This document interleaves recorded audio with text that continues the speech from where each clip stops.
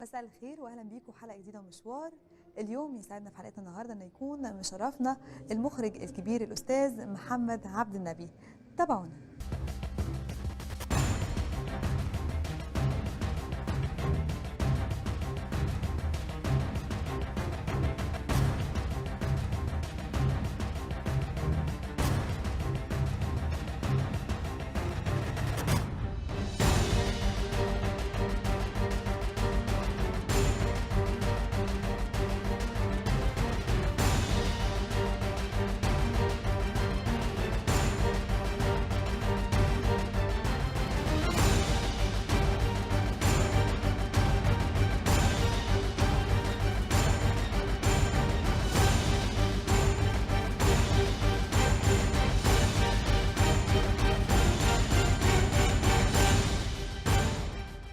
النهارده هنرجع نعمل فلاش باك على حياتك وهنفتكر مع بعض حاجات كتير. بدايه من مرحله الطفوله. والله مرحله الطفوله فيما يرتبط يعني بالاعلام يعني ان انا وانا طفل كنت في قريه في محافظه قنا اسمها المحروسه. فكان عمي جاب راديو من الراديو اللي هو الكبير ده اللي بيشتغل بالبطاريه بتاعه العربيه دي. وكان حاطه في البيت الكبير الاساسي بتاعنا، وكانوا هم بيقعدوا بعد كده في البيت اللي بره ده اللي فيه المواشي وفيه الزراعه وفيه ما اعرفش ايه والكلام ده. فكنت انا اروح بنفسي افتح الراديو واسمع الراديو يعني. من ضمن ما كنت بحب اسمعها اللي هي تمثيليه اللي كانت بتيجي الساعه 5:15 في الراديو زمان. وكنت مواظب على الاستماع ليها. وكنت بحب اسمع برضو برنامج بتاع الله يرحمه علي فايق زغلول. فكان عندي رغبة ان انا اشتغل مذيع في الاذاعة واقلد علي فايق زغلول. بعد كده ابنه بقى صديق يعني. فجيت قدمت في بقيت اروح التلفزيون، ادخل واطلع وانزل وبتاع وكده لحد ما اتيحت لي الفرصة اني اشتغل في التلفزيون. ما اشتغلتش في الاذاعة زي ما انا كنت عايز. فدي يمكن من الحاجات اللي حبيت اقولها في البرنامج اللي هي مرتبطه بطفولتي. الحلم ما وقفش عند مكان معين لكن بدأ يتحول ويبقى حقيقه. بالظبط. حصل ايه لما دخلت مبنى التلفزيون؟ والله كنت عايز اشتغل في الاذاعه اصلا يعني. واخده بالك؟ فكنت ماشي انا ووالدي على الكوبري بتاع اللي هو بيوصل من ابو العلا للزمالك. فقابلنا واحد قريبنا ابويا سلم عليه بيشتغل في التلفزيون. فبدات اروح عنده وبتاع كده واتعرف على ناس. لحد ما اتعرفت على واحد كان شغال في الاستحقاقات في الدور ال11 في التلفزيون اسمه يسري، الله يرحمه بقى لو كان توفى ولا بتاع. فبعد كده كنت مقيم في شبرا، وجاي من شبرا لمصر القديمة عشان اخد حاجتي من عند خالي واسافر على اسيوط لان ورقي قبل في كلية المعلمين في اسيوط. فالاتوبيس اتعطل قبل التلفزيون عند الوكالة بتاعت ابو العيلة دي. فقلت اتمشى لحد التحرير واخد اتوبيس تاني. وانا ماشي كده قلت اطلع اسلم على يسري. كانت الساعة 2 بالظبط يعني موعد انصراف الموظفين. فطلعت اسلم على يسري. قال لي الله ده كويس ان انت جيت وبتاع. قلت له خير. قال لي ده في تقديم في التلفزيون بالمؤهلات المتوسطه والنهارده اخر يوم. يعني كان اخر يوم واخر دقيقه لانه هينصرف. انزل هات طابع دمغه. كان طابع دمغه ب10 قروش في الدور الارضي. فنزلت من ال11 وقال لي بتاع التعيينات ما تمشيش، وكتب هو الطلب بايده. نزلت من الدور من ال11 على رجلي وطلعت على رجلي. خد الطابع ولزقه على البتاع وقدمه. كان اخر طلب بيتقدم في التلفزيون. فاجلت سفري لاسيوط عشان اروح ايه ادخل كليه المعلمين. فبعد اسبوع جالي جواب على عنوان خالي كان في مصر القديمه ان التلفزيون عايزينك في امتحان. فعشان انا كنت بتردد على قريبي ده اللي قابلناه على الكوبري بتاع الزمالك، فكنت بحضر الكلام ده كان في الدور الخامس عند استوديو 5. فكنت بحضر مهرجان، كان مهرجان الاذاعه التلفزيون، واخد الورق البروشور كده واقراه. فاول سؤال جه في الامتحان عن مهرجان التلفزيون، فجاوبت باستفاضه. فطلعت الاول على المجموعه وتعينت في التلفزيون. اول ما تعينت بقى عشان رحت متاخر اسبوع، فالراجل زعق لي قال لي ايه اللي اخرك مش عارف ايه بتاع، فحولني على شارع الشريفين. كان حاجه اسمها الايرادات، كانت بتاخد الضريبه بتاعه الراديو وبتاعه التلفزيون. كنا احنا بنحصل ضريبه التلفزيون. فتعينت هناك. فكانوا ممسكيني ان انا اكتب الناس اللي بتبعت بالحواله، اكتب ايه اسمائهم. والحواله جايه منين؟ من بريد ايه. كان معظم الحاجات اللي بتيجي عليا انا كانت من اسكندريه. يعني ما دخلتش على لا قسم اخراج ولا اي حاجه، ولا اي ولا حاجه اذاعه ولا اي حاجه. لما كنت في عقود الفنانين استلمت سلفه علشان برنامج مسابقات في التلفزيون، كان الفائز ياخد جنيه وانا اللي اكتب له الاذن ويدفع قرشين وياخد 98 قرش. فكان منير ناشد بقى الله يرحمه كان هو مخرج البرنامج ده، فينده يقول لي يا محمد، كان المساعد بتاعي اسمه محمد، فانا اقول له ايوه يا استاذ منير مش عارف ايه، فلقاني نشيط ومش عارف ايه وبتاع. قال ايه؟ قال اسمه ينزل على البرنامج. البرنامج ده كان على الهوا. هو قال اسمه ينزل، ورحت طالع من الدور الخامس من استوديو 5. كان استوديو 5 فيه مسرح وفيه كراسي وبتاع، كان معد للبرامج دي. فطلعت من الدور الخامس للدور السادس، كتبت في قسم الخط ايه مساعد مخرج محمد عبد النبي، ونزلت ماسكها كده لان لسه ايه طريه، ورحت جاي جنب اللي بيسحب التترات واقف وحاططها، فاسمي نزل مساعد مخرج. ودي كانت اول دي خطوه كانت اول حقيقية. خطوه اتنقل فيها للاخراج.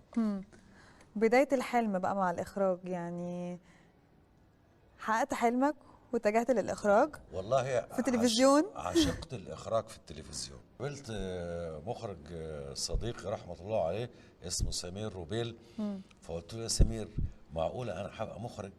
قال لي اه، طب ما كلنا بدانا مساعدين مخرجين وبقينا ايه مخرجين. فانا يمكن اكتر واحد قعدت مساعد مخرج حوالي تقريبا 12 13 سنه. وكنت بساعد مخرج اسمه رضا الشافعي. فكان بيبعتني اطلع بره اصور التصوير الخارجي. فجت حلقات بقى، الحلقات كامله كلها التصوير خارجي. فبقيت انا اعملها وارجع امنتجها واذيعها. فمره قال لي البرنامج حلو قوي بنفسك، المدام بتقول لي البرنامج حلو قوي، يعني هو ما شافهوش كمان. وكانت اللي بتعده برضو امال العمده رحمه الله عليه. فبعد مده قال لي يا محمد اخرج انت البرنامج. فاخرجت البرنامج وبقيت بقى ايه مخرج في التلفزيون. بعد الخطوه دي بقى كانت احلامك ايه؟ يعني اكيد بعد ما حضرتك اخرجت البرنامج ده كان عندك بقى طموحات اكبر من كده. طموحات اكبر من كده. انا نسيت اكمل لك ان انا ما دخلتش كليه المعلمين اللي هي في اسيوط، دخلت كليه دار العلوم في القاهره، عدت ثانويه عامه تاني ودخلت كليه دار العلوم في القاهره واتخرجت منها. فاحلامي دفعتني ان انا اقدم بعد ما خلصت تكمل دراسه. خلصت دراسه كليه دار العلوم وتعينت بيها. رحت مقدم كمان ودخلت معهد السينما. فخدت بكالوريوس معهد السينما قسم اخراج دفعه 82 عشان ابقى مخرج رسمي باعتراف اكاديميه الفنون. تمام. بعد دراسه حضرتك اكيد في معهد السينما كان في ثقه لموهبتك. كتير طبعا. كلمنا بقى عن المرحله دي، وخاصه الاساتذه اللي حضرتك اتاثرت بيهم اللي كانوا موجودين في المعهد في الوقت ده. والله اتاثرت بمعظم اساتذتي، واذكر منهم طبعا الاستاذ سمير سيف والاستاذ افتكر بقى الاسماء وانا بتكلم، اساتذه كتيره جدا. منهم كمان الاستاذ سعيد الشيخ كان بيدينا مونتاج وكان الاستاذ هشام ابو النصر كان بيدينا تذوق سينمائي وحرفيه، وكان برضو محمود مرسي الله يرحمه كان بيدينا حرفيه اخراج. كل دول اتاثرت بيهم بالتاكيد طبعا في معهد السينما. بعد انتهاء دراستك في معهد السينما كان طموحك ايه؟ هل انك تكمل الاخراج او تبدا مشوارك في الاخراج السينمائي، ولا تكمل في الاخراج التلفزيوني، ولا ايه بالظبط؟ كلنا كان هدفنا ان احنا الخريجين يعني. على فكره دفعه شريف عرفه مخرج كبير جدا طبعا، وخالد احمد بهجت ووحيد مخيمر، يعني بقول لك المشهورين طبعا. في ناس، في سعيد حامد السوداني ده دفعتي، واخد بال حضرتك، بس هو كان قسم مونتاج يعني، وبعد كده بدأ ايه يخرج. كلنا كان هدفنا ان احنا نبقى مخرجين سينما. بس انا كان توفى المرحوم فهمي عبد الحميد اللي كنت بساعده في الفوازير، فلما توفى كلفوني باخراج الفوازير.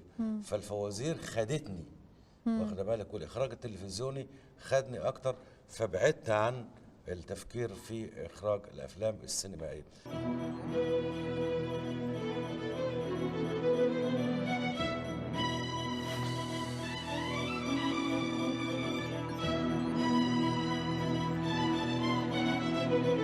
عجايب الدنيا الدنيا عجايب عجايب ايه عجايب ايه دنيا عجايب صندوق الدنيا عجايب صندوق الدنيا عجايب الدنيا عجايب عجايب صندوق الدنيا عجايب دايرة في طول من شرق الغرب لتحت الفوق تدخل صندوق نمنم حندوق ازاي صندوق نمنم حندوق بيسع كوكب مخلوق مزنوق ومحمل كام نار مخلوق ما هو قلب العاشق لما يروح بالحب يسع دنيا المعشوق وهذا الصندوق قلب الدنيا وقلب الدنيا ولم الدنيا في طبق زبوق اتفضل. كنت هعمل فيلم مع المرحوم احمد زكي ونيلي، واخده بالك، وكنت هعمل فيلم مع المرحوم حسين الامام.